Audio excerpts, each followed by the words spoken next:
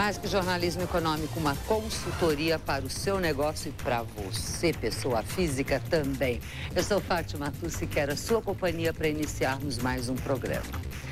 Claro que neste momento se fala muito de desemprego e também em inadimplência. A inadimplência do consumidor no país aumentou 8% em 2008 em comparação com o ano anterior. Este dado é da Serasa e trata esta avaliação como um avanço nos últimos 3 anos, o que é extremamente negativo. A principal causa deste crescimento, claro, foram as dívidas com os bancos, que por sua vez, a gente fala sempre aqui, cobram taxas de juros cada vez mais abusivas. No ano passado, o valor das dívidas com os bancos foi de pouco mais de R$ 1.300. E muitos, além de estarem no vermelho, ainda sofrem por terem aquela história de um nome sujo na praça. A gente tem, porém, que ver que é possível evitar você chegar a este ponto.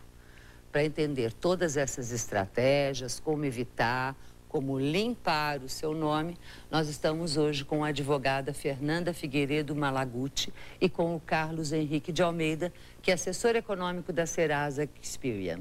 Além disso, você vai acompanhar uma reportagem que mostra o pacote da habitação do governo federal. Pacote esse que vai beneficiar quem paga as prestações da casa em dia. Os endividados ficam fora. E também você não pode deixar de enviar as suas perguntas. Anote aí o nosso endereço eletrônico, economianegocios@recornewstv.com.br. Nós estamos esperando para responder a todas elas com os meus 2 convidados. Super obrigada a ambos. Eu vou começar com o número de inadimplência, que daí aliás, é uma coisa que eu venho discutindo muito tempo com o Serasa, que é fazer o inverso, é o nome limpo. Adoraria encabeçar a minha lista dos nomes positivos, mas tem a lista do SPC, de vocês, daquelas pessoas comprometidas. Na sua opinião, crise vai ampliar isso? A inadimplência tende a aumentar? Qual é a perspectiva?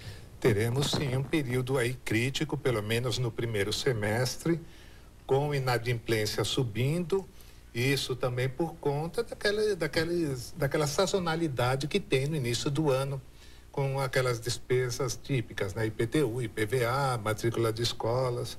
Então, teremos sim o consumidor, parte dos consumidores mais endividados, o efeito aí da crise com juros mais altos e aí a questão aí da crise é com crédito mais escasso. Então, teremos sim o primeiro semestre um período mais crítico. Provavelmente o segundo já não será, mas o primeiro semestre sobretudo. Mas também é importante ressaltar o que você acabou de dizer, quer dizer, o comparativo de período, quer dizer, o fato de estar carregando o primeiro semestre os meses de comprometimento maior da renda do brasileiro. São os meses ali onde o brasileiro faz mais exercício com o orçamento, né? Onde é mais difícil, onde o brasileiro sofre mais. Então, temos sim sempre o primeiro semestre mais complicado e agora aí com a crise, com menos crédito também para agravar um pouco mais. Doutora, eu costumo dizer aqui no programa que o ideal seria a gente prevenir do que remediar. Claro que o ideal é um planejamento, o ideal é não comprometer a renda que não entrou, etc. Porém, as pessoas às vezes porque não sabem disso ou não sabem planejar, e outras vezes porque são pegas de surpresa, não sabem. E aí eu entro com um crediário, eu entro com uma prestação e fico com o meu nome manchado, num cartão de crédito, numa instituição, num banco. Tenho que fazer para resolver esse meu problema?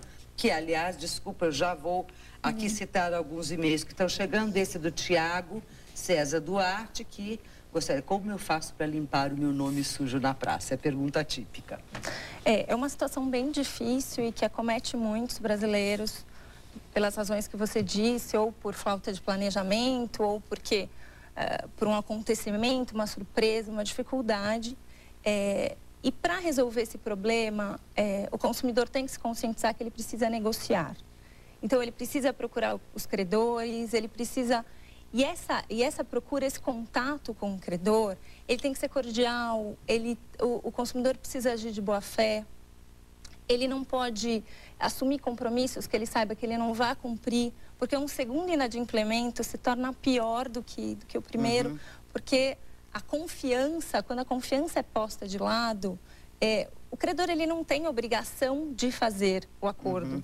E se o consumidor não fizer um acordo, não tentar resolver amigavelmente a situação, a solução que ele teria seria uma ação de consignação em pagamento, ele teria que entrar com uma ação em juízo que é muito mais demorada e na qual ele não conseguiria um parcelamento ou uma redução. E que provavelmente vai comprometer mais alguma coisa da renda, seja nas custas processuais normais ou até pagamento do advogado. Se já é difícil negociar com desconto, com parcelamento, imagina pagar em juízo a dívida integral. De uma forma muito profissional, a doutora está falando o que eu falo de uma forma muito corriqueira. Eu falo, vai lá, as pessoas me perguntam, estou com problema, eu falo, vai lá, negocia. Daí as pessoas falam, não, eu fui lá no meu banco não concordou, eu queria o acordo assim, assim, assado. Vocês são uma instituição que nasce na verdade, movida para ajudar os próprios bancos. Você acha que tem essa posição mesmo de inflexibilidade por parte? Estou falando dos bancos, mas também de crediário, de loja, de tudo mais, de uma renegociação? Olha, Fátima, a inadimplência não interessa para ninguém. Quem emprestou espera receber, quem tomou o crédito, o consumidor espera pagar. Então, se tem um fato aí, desemprego, doença em família, é lógico que ele tem que chegar e renegociar. Agora, hoje, renegociação é uma coisa muito comum. Nós temos bancos que já oferecem isso pela internet, renegociar a dívida já pela internet. Então, não é nenhum problema para o cidadão achar que é o final do mundo. Renegociação é o ponto de partida para ter ali a sua vida em ordem. E você me dá até a oportunidade de destacar que o cheque especial é uma das carteiras de crédito que mais cresce no país. Então, isto chama atenção porque ou o brasileiro tem o costume de usar o cheque especial para complementar salário, ou está usando para dívida, para pagar dívida, o que não é uma boa fórmula.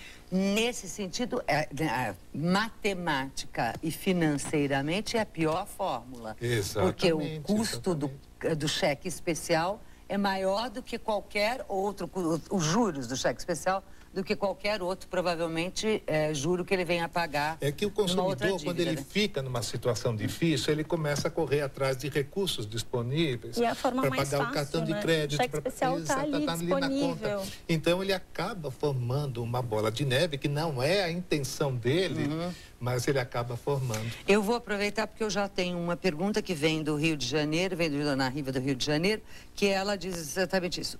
Sou cliente de um banco, ela cita até o banco aqui, eu vou omitir. Peço para não ter o limite, porque sou uma pessoa de idade e o banco não me retira este limite. Queria ter só o que eu tenho na conta. Isso que ela está me citando, eu já ouvi milhares de vezes, inclusive um limite às vezes alto, que a pessoa vai lá, eu mesma muitas vezes eu não quero, que dá para baixar, até porque às vezes você está consultando um caixa eletrônico, etc., e aparece as coisas.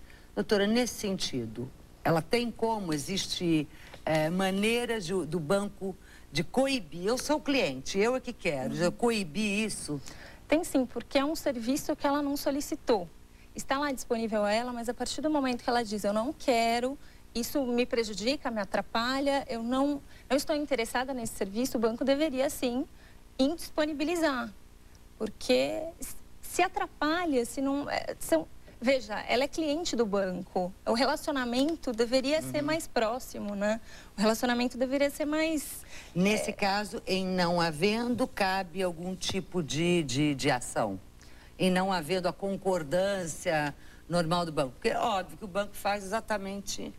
Aí eu não estou perseguindo nenhum setor e nem falando mal de banco. Mas é natural, eu quero te deixar o crédito ali, porque uma hora qualquer você vai usar. É considerado uma prática abusiva. Então, o consumidor, sim, pode entrar com uma ação contra o banco, ou pedir uma indenização ou uma ação de obrigação de fazer para que ele pare de disponibilizar aquele cheque especial, aquele serviço não solicitado. Tá ótimo.